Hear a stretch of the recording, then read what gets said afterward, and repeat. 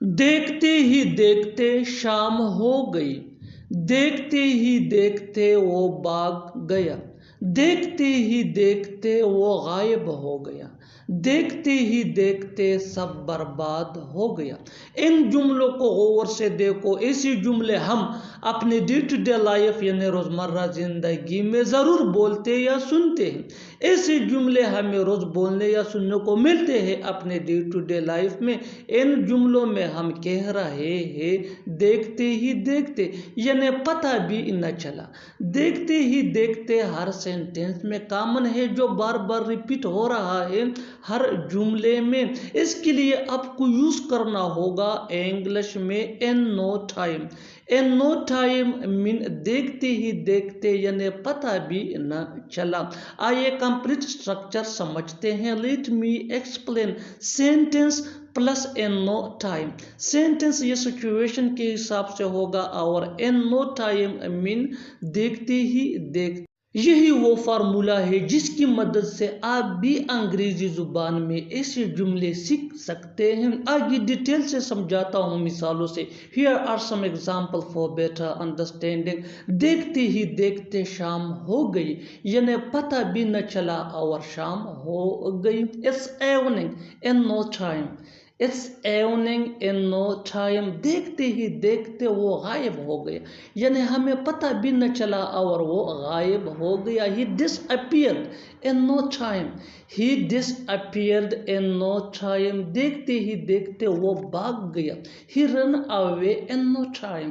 میرا مشورہ مانو اور وہاں جاؤ، اس کا مشورہ مانو اور یہاں آؤ، اس کا مشورہ مانو اور ہمیں سب بتاؤ، ہمارا مشورہ مانو اور اسے مت بلاؤ۔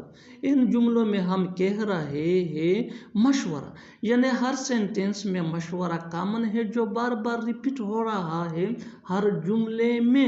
اس کے لیے آپ کو یوز کرنا ہوگا انگلش میں ایڈوائس۔ ایڈوائس مین مشورہ۔ آئیے کمپلیٹ اسٹرکچر دیکھتے ہیں۔ Let me explain. Take plus subject plus advice plus and plus sentence. میرا مشورہ مانو اور وہاں جاؤ۔ Take my advice and go there. Take my advice and go there. اس کا مشورہ مانو اور یہاں آؤ۔ Take his advice and come here. Take his advice and come here. اس کا مشورہ مانو اور ہمیں سب بتاؤ۔ Take his advice and tell us everything. اتنا بولا پن اچھا نہیں ہے، اتنا لالچ اچھا نہیں ہے، اتنا غصہ اچھا نہیں ہے۔ ایسے جملے ہم اپنے ڈے ٹو ڈے لائف میں روزمرہ زندگی میں ضرور بولتے یا سنتے ہیں۔ ان جملوں میں ہم کہہ رہے ہیں اچھا نہیں ہے۔ اس کے لیے آپ کو یوز کرنا ہوگا انگلش میں از ناٹ گڈ۔ آئیے کمپلیٹ اسٹرکچر سمجھتے ہیں۔ دس مچ پلس تھنگ یعنی جس کو ہم ڈسکس کر رہے ہیں پلس از ناٹ گڈ۔ اچھی طرح سمجھنے کے لیے کچھ مثالیں دیکھتے ہیں۔ اتنا بولا پن اچھا نہیں ہے، یعنی اتنا معصوم ہونا اچھا نہیں ہے۔ دس مچ innocent is not good۔ This much innocent is not good۔ اتنا لالچ اچھا نہیں ہے، اتنا لالچ اچھا نہیں ہے۔ دس مچ greed is not good۔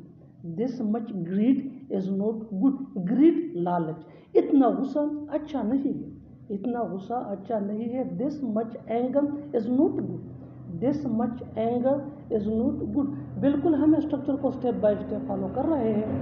آپ بھی اسٹرکچر کی مدد سے سیکھ سکتے ہیں، بنا سکتے ہیں ایسے ہزاروں جملے انگریزی زبان میں آسانی سے that can be really helpful which can take you from basic to advanced level۔ اچھی طرح سمجھنے کے لیے ایک اور مثال دیکھتے ہیں۔ one more example for better understanding۔ جتنا زیادہ پریکٹس کرو گے اتنا ہی جلدی انگلش سیکھ جاؤ گے۔ اتنا غرور اچھا نہیں ہے، اتنا غرور اچھا نہیں ہے۔ This much arrogance is not good۔